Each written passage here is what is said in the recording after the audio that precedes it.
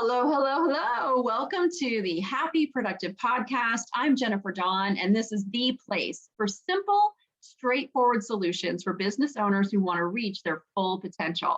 Today, guys, I'm super excited. We're going to be talking with Dr. Marissa, aka Asian Oprah. She's a media personality, an award-winning CNBC syndicated talk show host and producer, #1 best-selling author, inspirational speaker, organizational psychologist, filmmaker, broadcast journalist, life balance coach, retired professor and lounge lizard. That's probably one of my favorites.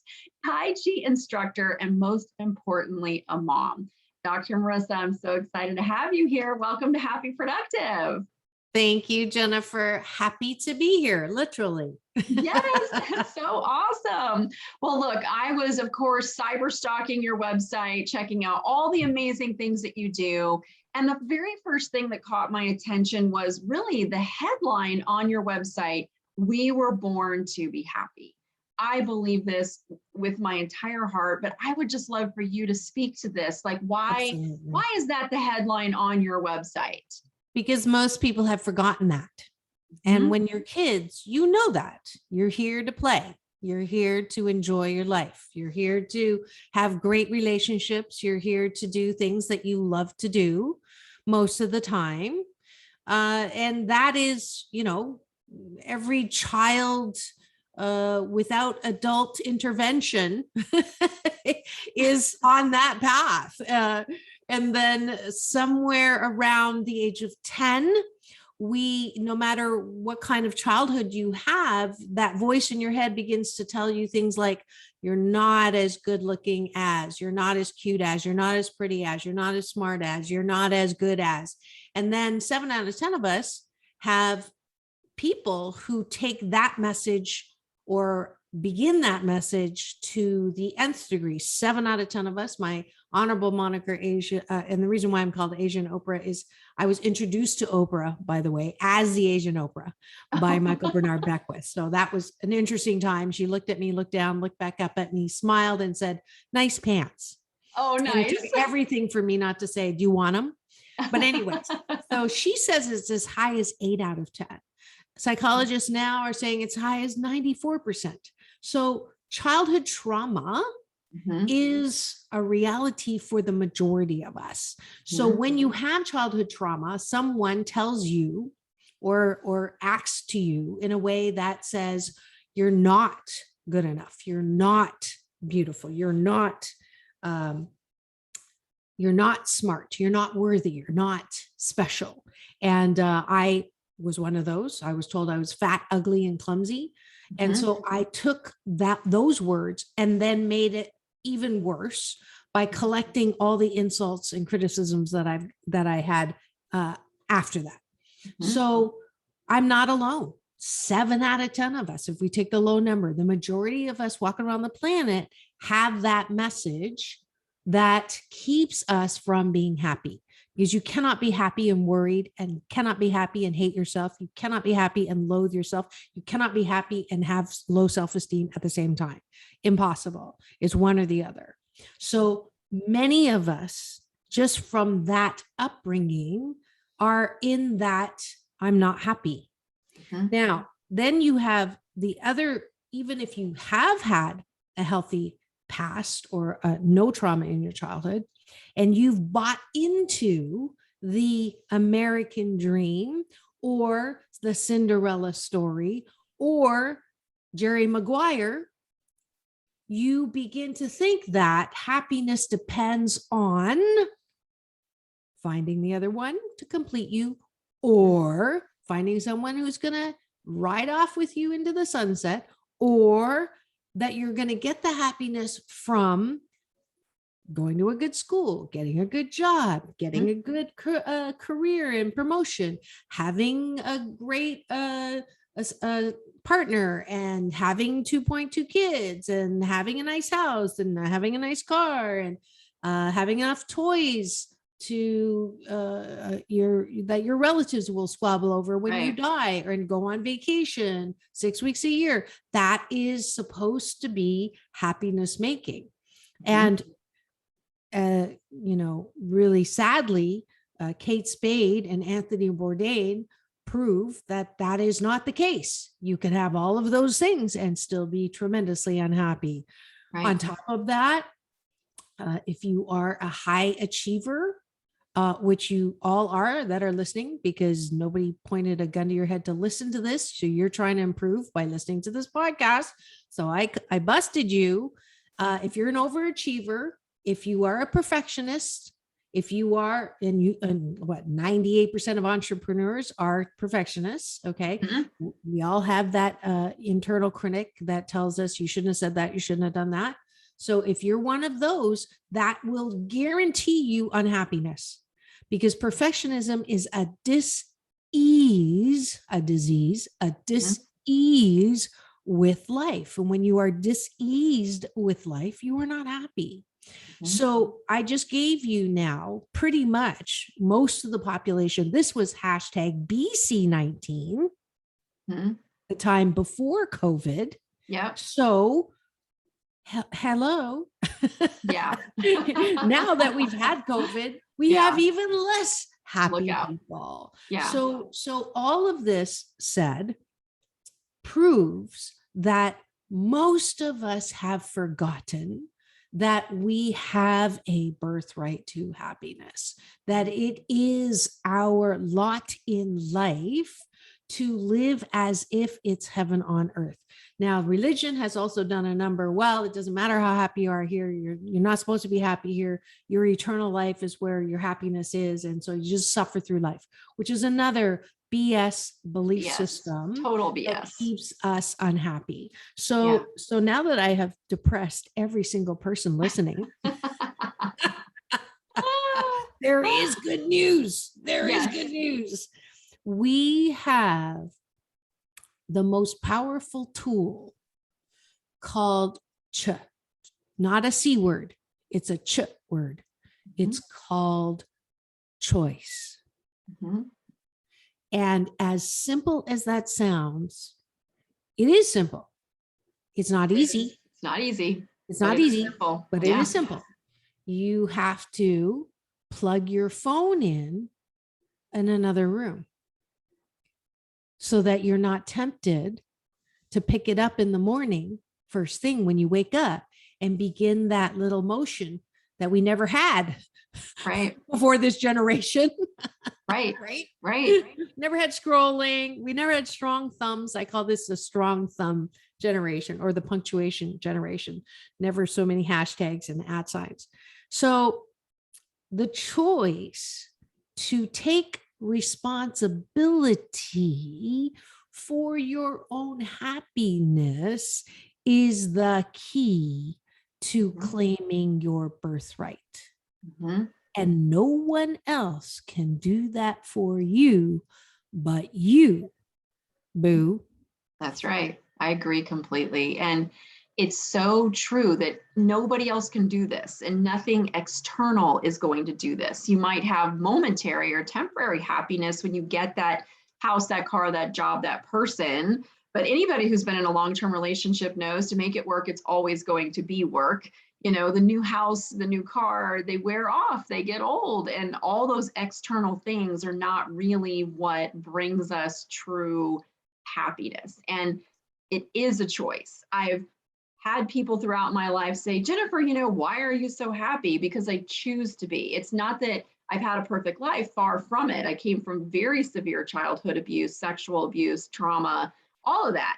But you overcome because you make the choice that you're going to overcome. You make the choice that you're going to learn from it. You make the choice that you're going to use what happened to you to help others. It is always a choice. And I truly believe this in my heart, that if you're not happy, it's because you've made a choice not to be happy. Correct. And if you flip that and start to make the choice, things will change for you. You will be able to experience more happiness. Yeah. But that, that is it's a discipline. Yes. You cannot, and I stole that. I have to give credit to my big brother, Michael Bernard Beckwith. I stole that from him. But you have to stop blaming other people for your unhappiness. Right. And that is easier said than done, because it's a habit that's why I wrote the book. I didn't write the book as a psychologist telling you how to be happy. I wrote the book as one of the 7 out of 10 of us who are convinced that no matter how much we achieve, no matter how much we do, we're never going to be good enough, because we carry around that past pain like a badge. And the emotional baggage is oversized. And it's time to let that go. Now, it's also true that you cannot just let it go. You really do have to process through so that it's not what happened to you. It's what happened for you. And when you make that decision to begin really researching and understanding how that past pain chiseled you into the glorious, magnificent, one-of-a-kind, wonderful person that you are now, that you have unique gifts, talents, and abilities because of what happened to you, then you will always stay in the shame and the blame and the pain. Ooh, I don't think I've said that before. I gotta write that down. The shame and the blame and the pain. That song, that's the unhappy song. Ooh, write that down. The unhappy song is shame, blame, and pain. Absolutely. I love that so much. And the book that Marissa is speaking of is 8 Ways to Happiness from Wherever You Are. And I love this so much because I've often had, there we go. I'm blurred. I'm blurred. Go ahead. Say what you were going to say. I often had people say to me, oh, there it is. Beautiful. 8 Ways to Happiness from Wherever You Are. And I've had people say, oh, well, Jennifer, you're just wired for happiness. It's just the way that you are. I'm not wired that way. And so when people say this, like, I'm just not wired for happiness, what do you have to say to that? I would say you are wired for happiness. You just forgot how to access your buttons. You're letting other people push your buttons. You're letting other people decide what wire goes to what wire, what socket, what goes to what wire.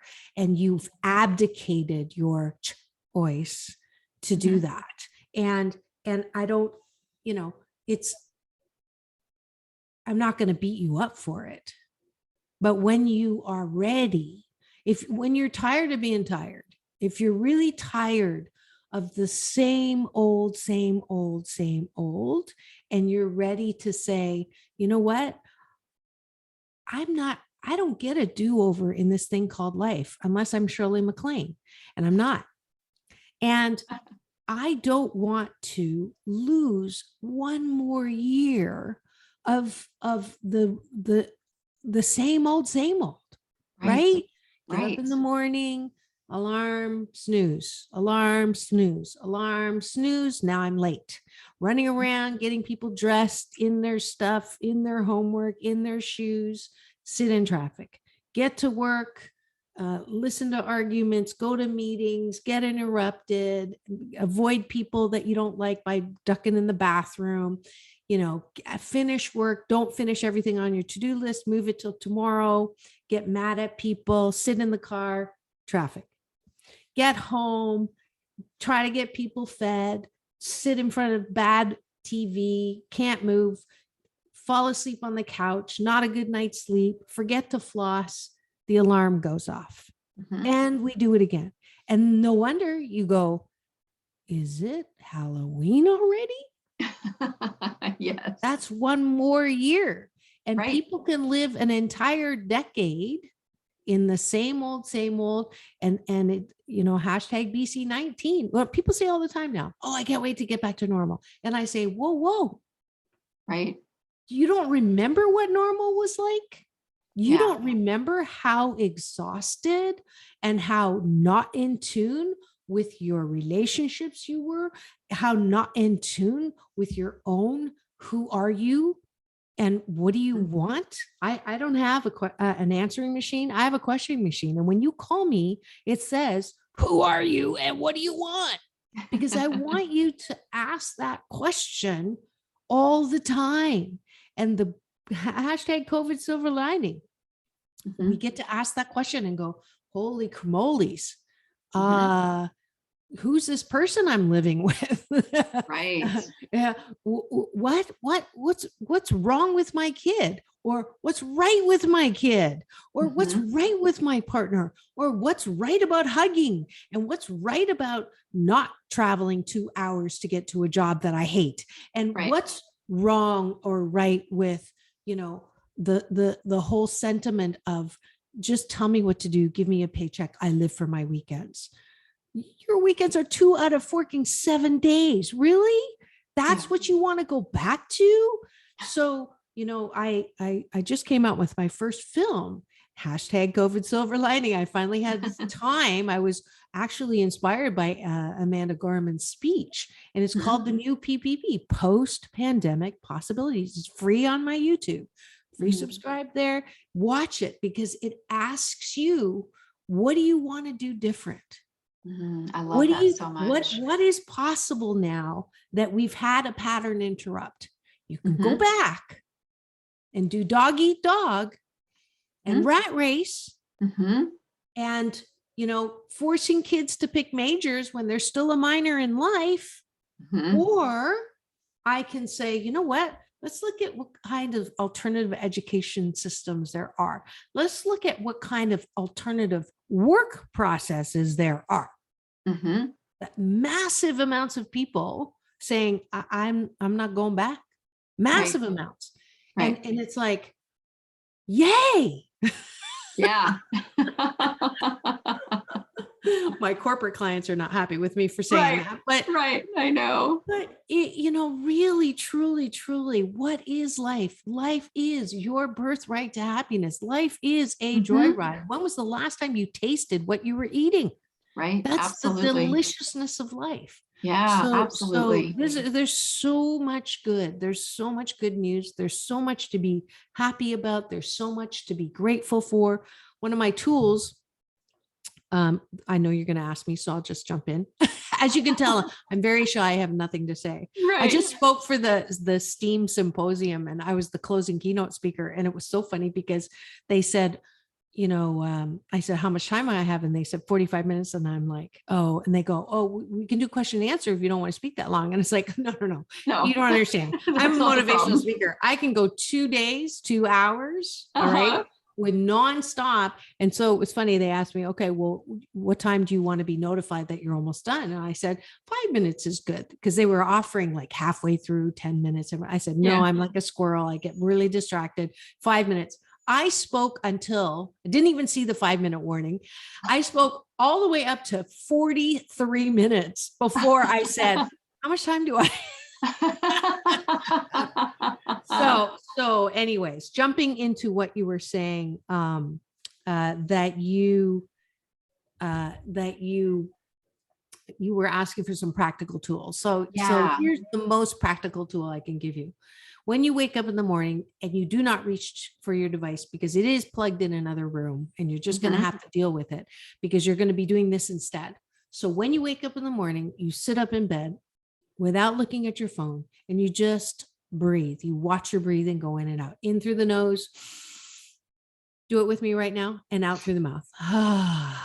In through the nose. Love it. Out through the mouth.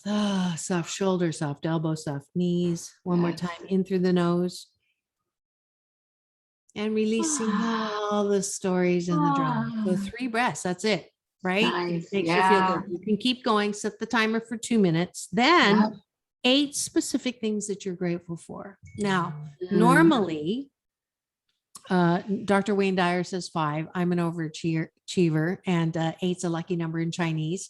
I think this is a podcast where you can actually see who's talking. So, so as you can see, I'm not Swedish. I know you thought I was Swedish. I'm Chinese, and 8 is a lucky number in Chinese. It's a homonym for good fortune. Nice. So that's why I use 8.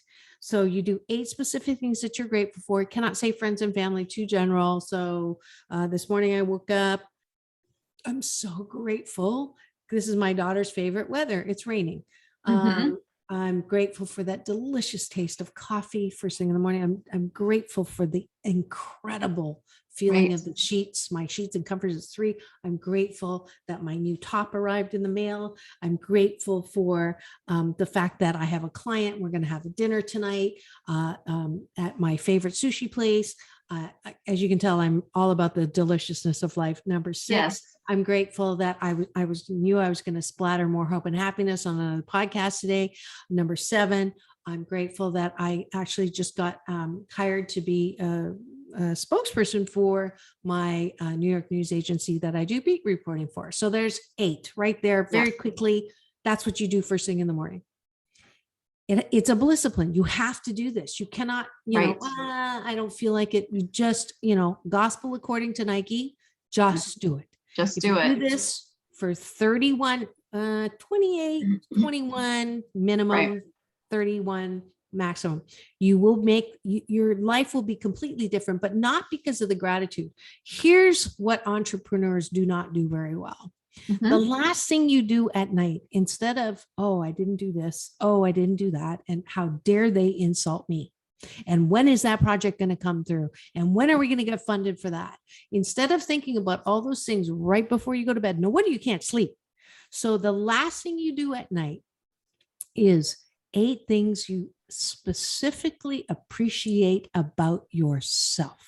Oh, that's a good one. Oh, I love that. Yes. That's the bottom of the bun. And you can start this if you have kids, start them age 4, 5, 6. You can start them in the car. So on the way to school, 3 gratitudes and 3 appreciations. What do you appreciate? Your mom, sister, and yourself. Yourself. So you get that habit. And then before you go to sleep, you think, oh, I did finish this. I did do that. And wasn't I nice about this? And didn't I do this great for this person? And aren't I creative? And aren't I a fun-loving person? Aren't I adventurous? And aren't I energetic? And aren't I sometimes lazy? But most of the time I'm a hard worker. So you begin to make it a habit to approve of yourself. There's another ticket, drop the mic. How the fork do you expect people to approve of you when you cannot approve of yourself? Yeah. Yeah. Hello. So powerful. Absolutely. Absolutely. Hello. Yeah. So there's an African-American saying I love: when there is no enemy within, no one outside can hurt you. Oh, that's a good one. I love that. So you have to do that. That's the muscle. If you can't love yourself 88% of the time, I'm not talking about I'm all hot shiitake. Not that kind of love. We're not talking about ego, right? No, we're talking about true, and doing this because we can't hug a lot now, but learning how to do this during COVID has made such a difference in self-care. You can hug yourself. That way you're not running around with antenna up going, who approves of me? Who likes me? Who's commenting positive? How many numbers? All of that bullshitaki that does not fill the inside out happiness job that it is. Right. Oh, I love this so much. And, guys, you can't be truly grateful and miserable at the same time. It just doesn't work. You have to feel one or the other. Like, you're either going to feel gratitude or you're going to feel these other emotions. And so I love that you're starting the day with gratitude. What a beautiful practice. But at the end of the day, loving and appreciating yourself, that's a good one. I've not heard of that one. And that I'm going to keep. I'm going to take that one and start doing it right away because it's so funny. The other day I was listening to a podcast interview with a couple of very, very successful, well-known people. And it was a fantastic interview, but they were both talking about how much they don't like themselves. And I've often, obviously in my work with clients, my husband, like people close to me have spoken so often about just like how much they don't like themselves and how hard they are on themselves. And I remember actually saying to my husband, like, is there something wrong with me? Because I actually like who I am. Like, I like my company. I'm happy to be alone. Like, I congratulate myself. I'm not perfect. It's not about ego or anything like that, but I genuinely like the person I am. I've screwed up. I even was saying to my husband, I'm like, geez, if I want to be more successful, should I hate myself more? But I'm like, no, I'm sorry, I can't do that. And that's not a road I'm going to go down. That's negative motivation. Exactly. But it's so rare that we hear people actually say, yeah, I like who I am. Like, and Absolutely. In shouldn't we Africa, love ourselves? Shouldn't we love who we are? I mean, we're absolutely. unique. There's nobody else like us. Like, That's right. why would we do anything other than Well, love and well, appreciate ourselves? because of what I said before, the majority of us did not grow up that way. We Yeah. were from get go told how we are not good enough.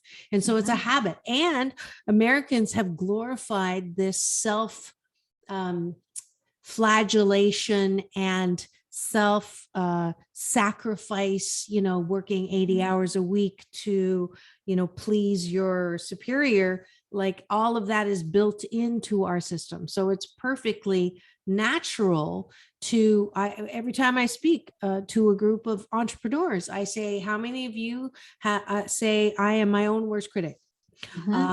Nobody is harder on me than I am. Yeah. If I get 99 compliments and one insult, my mind goes to the insult. And so I get 100% people raise their hands and I say, there's only 2 words I have for you. Stop it.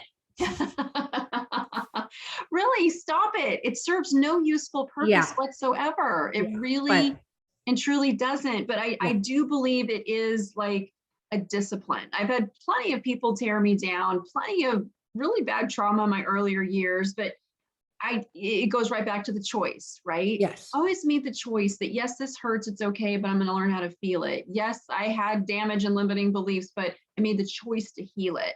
Yeah. And it really does come back down to your choice of how you want to live, because the bottom line is we're all going to die. We're all going to die. You're not living forever. This is it. And every day is precious. You might not wake up tomorrow. And I just look at it as like, why would you want to go day after day in misery when hell, if you want to rely on science, science proves now happy minds achieve more.